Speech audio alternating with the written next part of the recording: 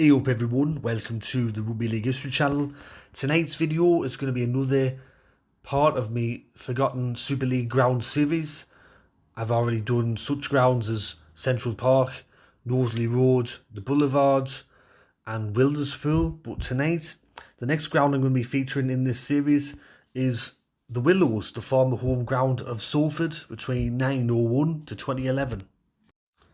Salford were founded in 1873 as Cavendish Football Club, and they didn't actually become Salford until 1879. Their first ground was called the New Barns, and they played there from 1879 to 1900.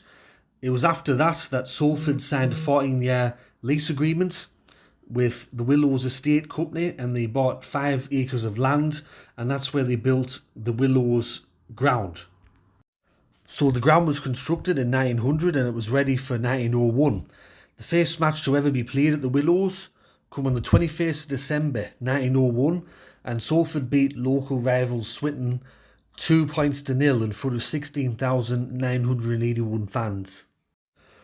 Throughout its history, the ground had a few renovations in 1966, 1971, 1975 and 1989. In the 1960s, one of the terraces was flattened and it was replaced with the Salford Social Club, which was built on the place of the old terrace. On the 11th of March 1966, floodlights were used at the ground for the very first time in a match against Widnes. Salford won that match 7-5. And in 1989, a new scoreboard was erected which cost £50,000, and that was placed in one corner of the ground. With their time at the Willows ground as well, Salford did enjoy success, and they pretty much won all their trophies in the club's history at the Willows. They won 6 championships along with a Challenge Cup back in the 1930s. Towards the end of the 2010s, it was decided that Salford would be leaving the Willows and they'd be going to what was called at the time, or I think it's called now, the Salford City Stadium.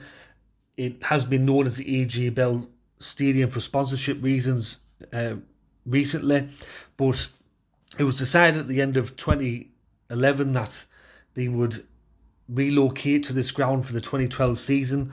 So Salford's final ever game at the Willows come on the 11th of September 2011, which is not the best date to be having a game of rugby, but anyway. And it was against Catalan Dragons in front of 10,146 supporters, and Salford lost that match 44 points to 18. And in that last year at the Willows, Salford ground shared with local rivals Swinton.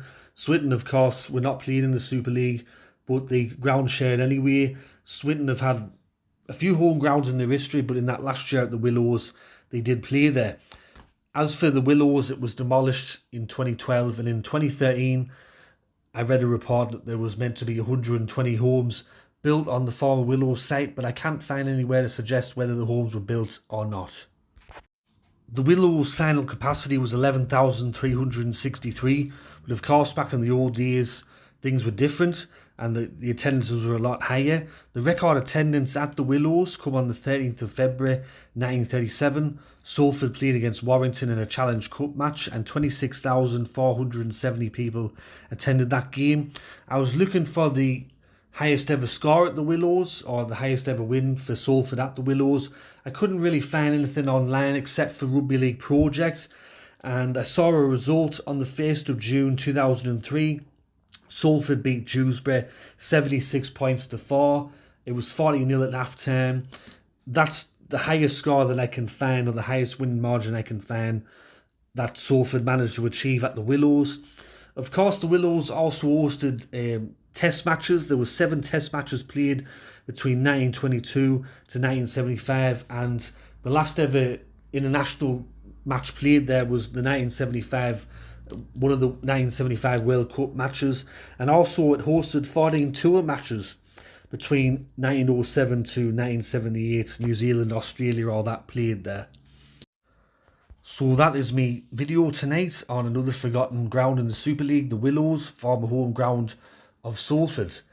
I hope you enjoyed this video. If you did, leave a comment in the section below, Let me know what you thought of the video, and if I missed anything or out like that, I'll be doing more of these videos in the future. Thanks for supporting the channel, and thanks for watching the videos.